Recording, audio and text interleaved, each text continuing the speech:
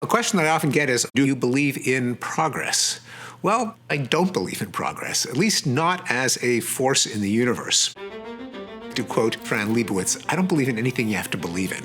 Because there isn't any arc bending toward justice, there's no force that's lifting us ever upward. Quite the contrary, the universe often seems to be out to get us.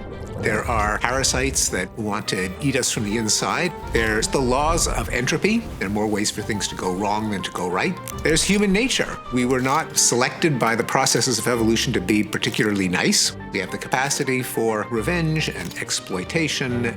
So that's what's lined up against us. But nonetheless, progress has happened. How do we explain that, what might seem like a miracle?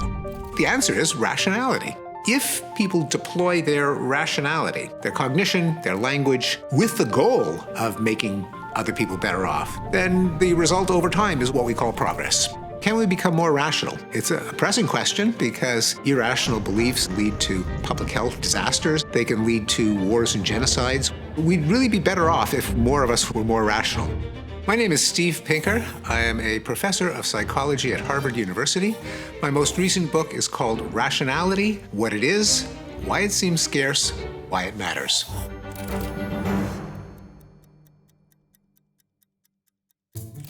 There is a capacity in us to become collectively more rational. We can just see it looking backwards. The three great things people desire is to be healthy, wealthy, and wise. And so we can start with those three. Health. Meaning in life is to be alive rather than dead, and longevity has vastly increased. We live more than twice as long as our ancestors, so we have not just extra life, but as if we've been granted an extra life. Wealthy? 200 years ago, 90% of the world lived in extreme poverty. Today, about 9% of the world lives in extreme poverty, and that proportion falls every day. Wise? Our natural state is illiteracy and ignorance. And until pretty recently, a small aristocratic minority was able to read and write. Now it's a majority, 90% of the world's population under the age of 25. As Barack Obama said a decade ago, if you had to choose a period of history to live in, you'd pick now. When people see my argument that many things have, on average, gotten better, the reaction is often, oh, it's so nice you're an optimist. And I always resist that. I don't really consider myself an optimist. I just consider myself someone who looks at data rather than headlines. Headlines are guaranteed to make you pessimistic, even cynical or fatalistic, because headlines are a non-random sample of the worst things happening on Earth at any given time. It's when you plot data, and that includes gradual trends. You see with your own eyes how things have gotten better, as a fact about human history. Raising the question of how rational our species is bumps you immediately up against a kind of paradox. By some measures, we've never been more rational.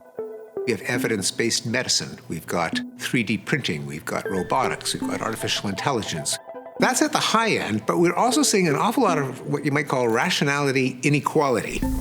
That is, at the other end, there's an awful lot of fallacies and irrationalities. There are conspiracy theories, such as that the COVID vaccines are actually a plot by Bill Gates to inject microchips to surveil us. There's the big lie that the American election of 2020 was stolen in defiance of all evidence. How do you explain, or how do I explain, as someone who claims to know a thing or two about rationality, how the same species could indulge in both? Part of the answer is that we are storytelling animals. We spin narratives. That's one of the ways that we make sense of the world.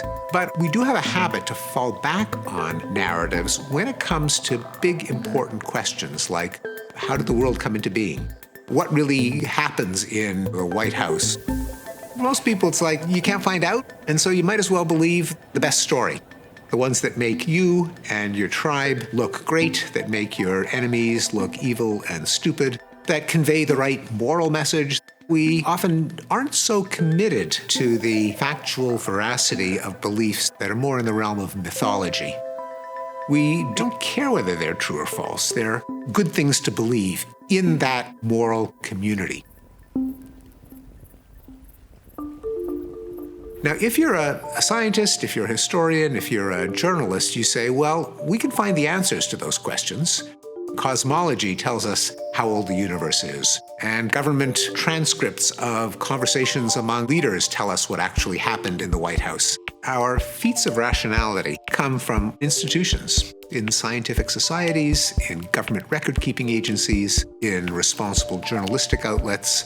With this complicated apparatus, we can be collectively much more rational than any of us is individually. But it crucially depends on the rules of the game, such as admit you're wrong when you're wrong. If you have a claim, you got to prove it. You can't just jam it down people's throats by authority or power or prestige. You got to test your ideas with experiments or data. All of these rules and norms are what allow networks of us to blunder our way toward rationality and truth.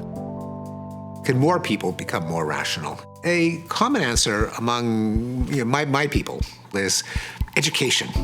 We've got to teach kids critical thinking, but education can't be the only part of the answer. And the reason is all too familiar. Students take a course, they cram for the exam is over. By the time the ink is dry, they've forgot most of what they crammed for in the exam.